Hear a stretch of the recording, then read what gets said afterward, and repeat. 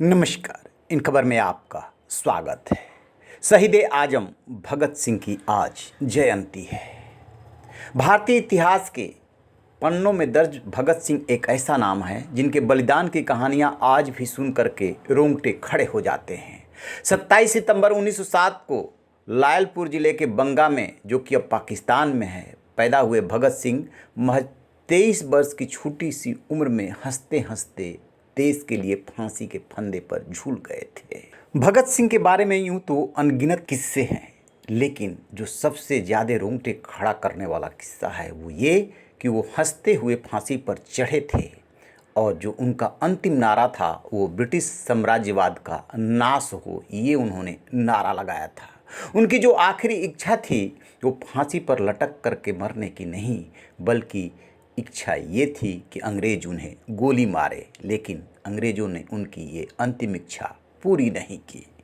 खास बात यह है कि लाला लाजपत राय की मौत का बदला लेने के लिए जिस लाहौर षड्यंत्र केस में उनको फांसी की सज़ा सुनाई गई, उसमें वो टारगेट को पहचान नहीं पाए थे और न ही उनके साथी पहचान पाए थे। लिहाजा भगत सिंह, राजगुरु, सुखदेव और शिवराम ने 17 दिसंबर 1928 को शाम करीब 4:15 बजे जब अपनी योजना को अंजाम दिया तो स्कॉट की जगह सहायक पुलिस अधीक्षक जॉन पी सैंडर्स मारा गया। दौरान एक कांस्टेबल चानन सिंह भी मारा गया, जो कि क्रांतिकारियों को पकड़ने के लिए दौड़ रहा था, जबकि वो मारने के लिए गए थे स्कॉट को, क्योंकि वही लाला लाजपत राय की मौत के लिए जिम्मेदार था। बाद में ये केस लाहौर षड्यंत्र केस के नाम से जाना गया।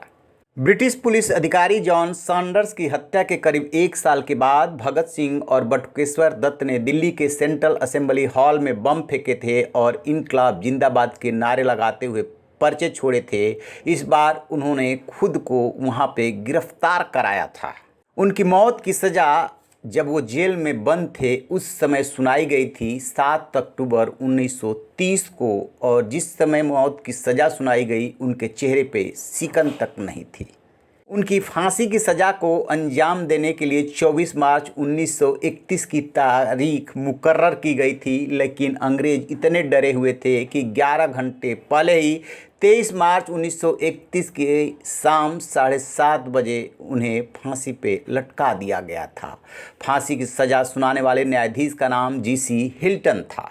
कहा जाता है कि कोई भी मजिस्ट्रेट उनकी फांसी के समय उपस्थित रहने के लिए तैयार नहीं था। उनकी मौत के असलिया वारंट की अवधि समाप्त होने के बाद एक जज ने वारंट पर हस्ताक्षर किए थे और फांसी के समय उपस्थित रहा था।